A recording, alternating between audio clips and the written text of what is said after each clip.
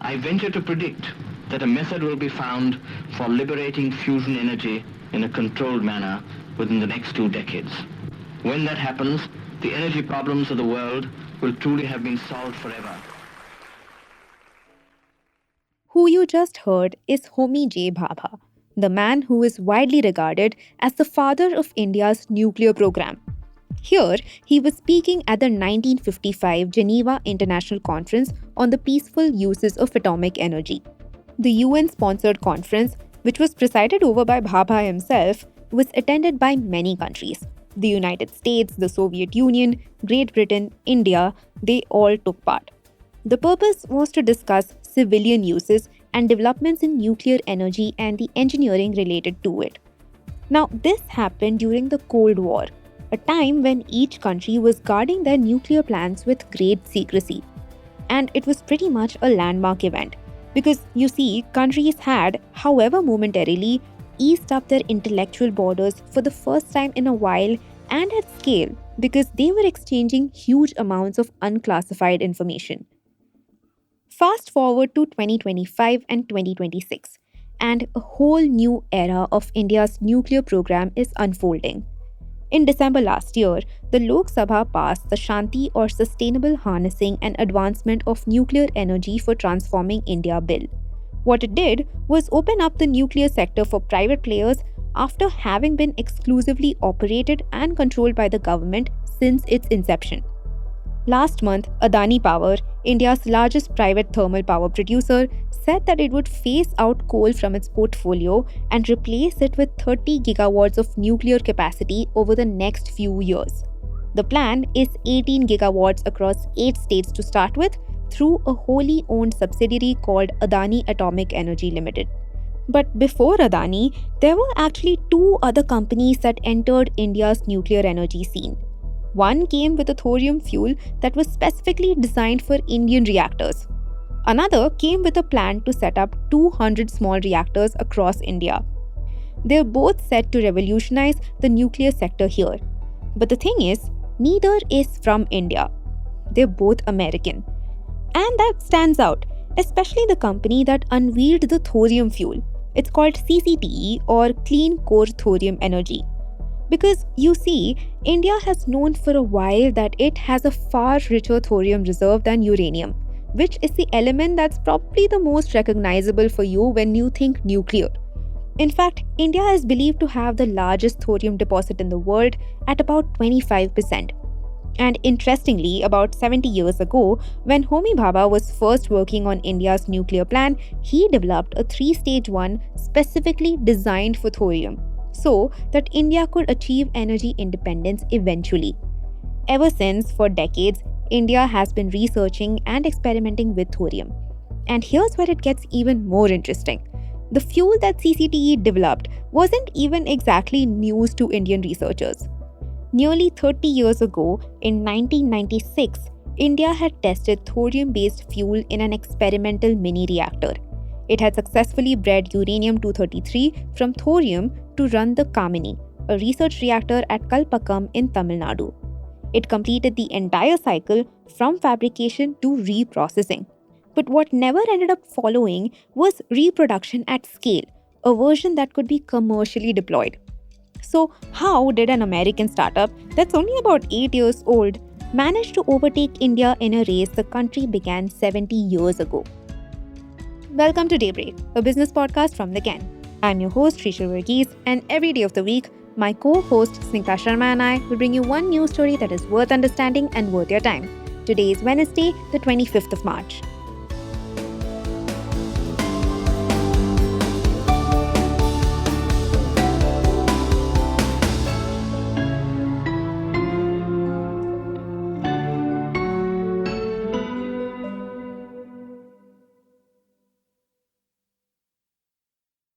Since thorium we have got abundant, we are one of the large deposit we have got thorium. Our scientists, nuclear scientists, have started working on thorium-based reactor. It's a very tough area of research and development because thorium is not a fissile material. You have to convert into a fissile material. That means you need a fast breeder reactor. That's why a fast breeder reactor, a number of them we need to come in. So I believe in 5 to 7 years time, 7 years time, India will have the thorium-based nuclear reactors for power generation. That was Dr. APJ Abdul Kalam, former president of India, talking about the way thorium works and why it's an important resource for India. This quote is actually from an interview he gave when the 2008 India United States Civil Nuclear Agreement was in the works. I'll get into the details of the deal in a bit. But first, let me break down for you what Homi Bhabha's three-stage plan is and what Kalam means when he says things like fissile and breeder.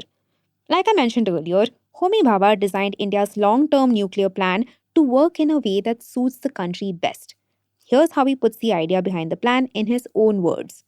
The total reserves of thorium in India amount to over 500,000 tons in the readily extractable form, while the known reserves of uranium are less than a tenth of this. The aim of a long range atomic power program in India must therefore be to base the nuclear power generation as soon as possible on thorium rather than uranium. And the reason why he came up with a three-phase plan is because, as Kalam explains in his quote, thorium by itself is not fissile. Now, yes, this is a bit of a science lesson, but stick with me while I break it down for you. A fissile material is one that will undergo fission in a nuclear reactor. Fission is essentially a process where the atoms of a material split, and that splitting is what releases enormous amounts of energy. Materials like uranium 235 and plutonium 239 are fissile, which is what makes them usable as reactor fuel directly. Thorium, on the other hand, is not fissile. Putting it in a reactor by itself does absolutely nothing. What it is, though, is fertile. And that pretty much means exactly what you might think. It can be converted into a fissile material when it's placed in or around a reactor that's running on something else. Then it can produce fuel that can then be used in the next generation of reactors. And that's where the different stages come in. The first stage involves using pressurized heavy water reactors or PHWRs to generate electricity by burning natural uranium. The byproduct of this process is a spent fuel that contains plutonium 239. This stage is actually fully operational right now, with India running several of these reactors in Rajasthan, Karnataka, Maharashtra, and Tamil Nadu. Now, in stage 2, the plutonium byproduct from stage 1 fuels a different kind of a reactor. It's called a fast breeder reactor, which essentially breeds and creates more fissile material. During this stage, thorium is converted into uranium, and that is the uranium that can finally undergo fission in the last stage. And where are we with stage 2? Well, there's a single prototype fast breeder reactor in Kalpakkam. It's been in development for decades, and it's the only stage 2 reactor we currently have. And it's also supposed to be completed only by September this year. Which brings us to the third and final stage. This one involves yet another type of reactor called an advanced heavy water reactor.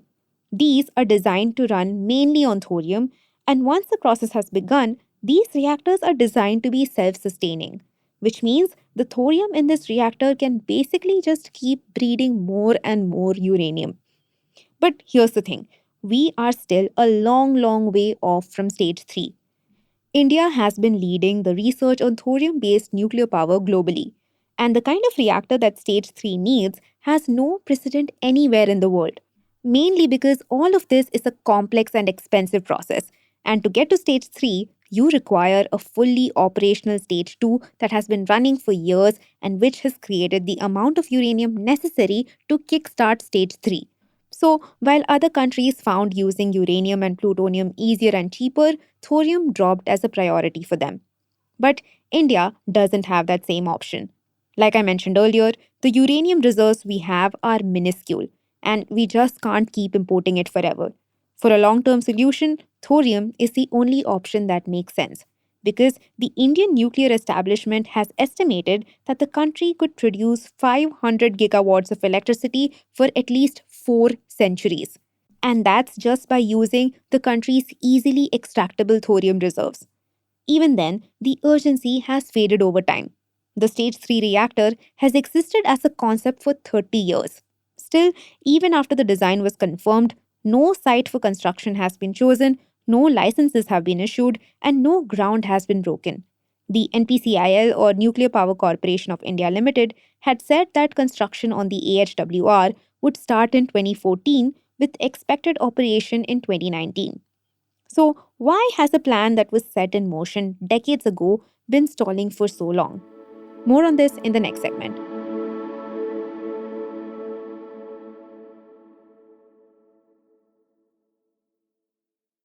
For 34 years, India has suffered from a nuclear apartheid. That was Dr. Manmohan Singh, the former Prime Minister of India.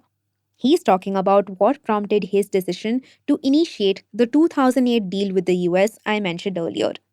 The apartheid he's talking about was essentially a slew of sanctions that were placed on India by the US. The first time was in the 1970s, when India first carried out an experimental explosion. The idea was to essentially stop India from developing nuclear weaponry. Then, again, in the late 1990s, when the Vajpayee government was in power, India tested 5 more devices. This triggered an even more dramatic response from the US. It suspended aid, it banned defense exports to the country, it also halted export import bank credit and opposed World Bank and IMF loans. More than 200 Indian institutions were blacklisted. Still, India held its ground against the sanctions until the 2000s, running its initial Stage 1 fleet of PHWRs on domestically mined uranium. But soon, by the mid 2000s, the supply started to falter and the reactors were running at reduced capacity. And this was when the 2008 deal was struck. The Bush administration started easing sanctions, and soon India was allowed to start importing uranium from Russia, Kazakhstan, France, Australia, and others. This is what helped India scale its Stage 1 fleet enough to start creating the amount of plutonium that would be necessary to initiate Stage 2. But this momentary relief came at a cost. The thing is, the deal was actually kind of unpopular even within India. The Manmohan Singh government actually even went through a no confidence motion because of the deal. And part of the critique from the opposing parties that the urgency for thorium based research would suffer. And well, that's exactly what happened. In a piece from January this year, Wyon reported that experts noted a significant slowdown in thorium based progress after the deal was struck. Once the uranium imports started coming in, urgency faded, and funding was not pouring in as quickly as it was before because institutions started to get wary of the complex and expensive process. And the result? Well, as you know now, the build out for stage 2 and stage 3 reactors have been lagging behind for years. And the resulting gap is exactly what has opened up the door for other players. Stay tuned.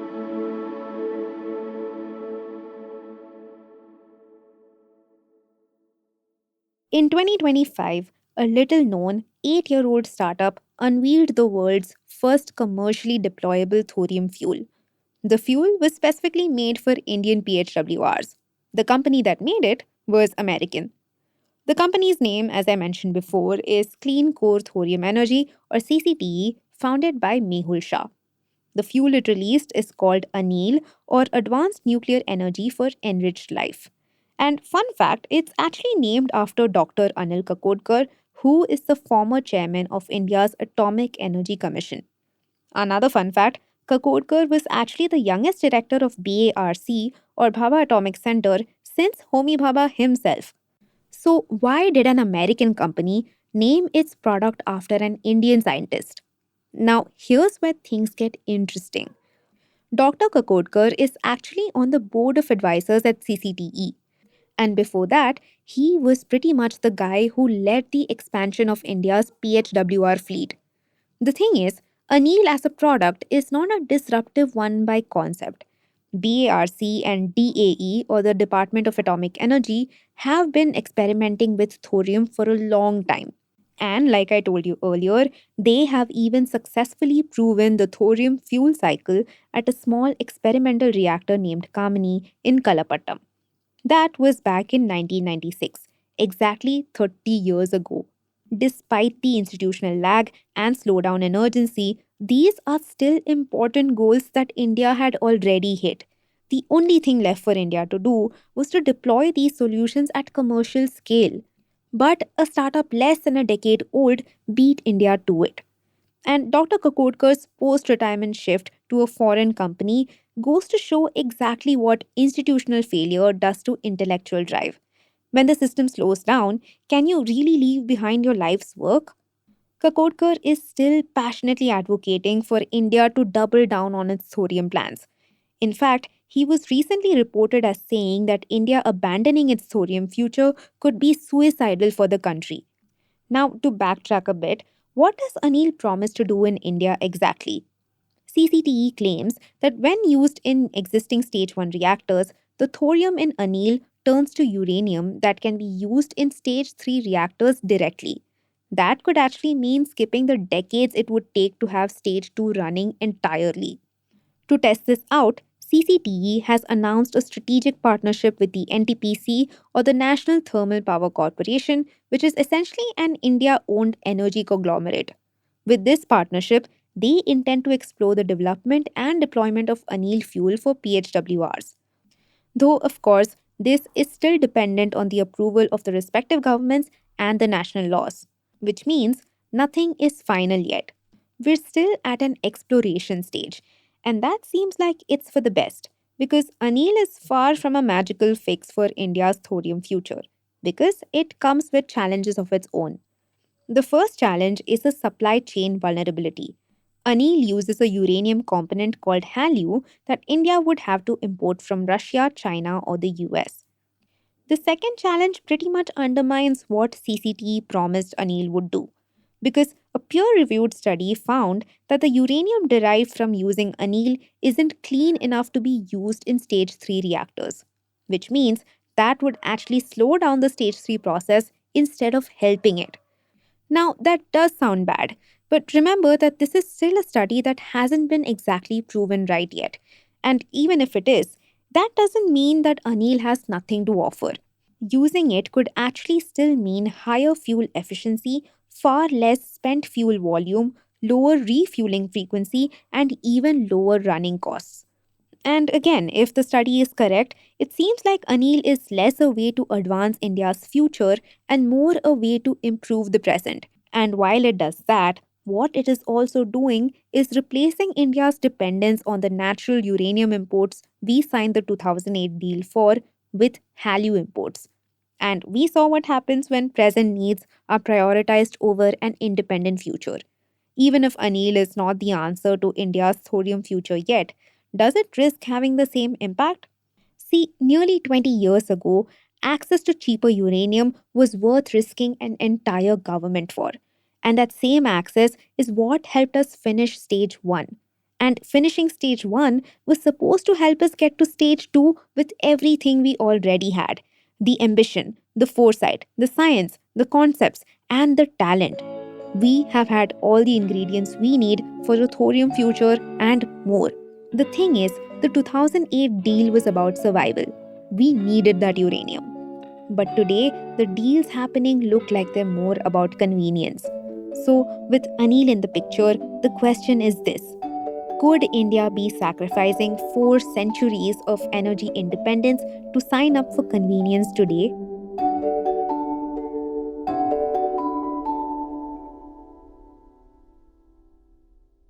Daybreak is produced from the newsroom of The Ken, India's first subscriber focused business news platform. What you're listening to is just a small sample of our subscriber only offerings.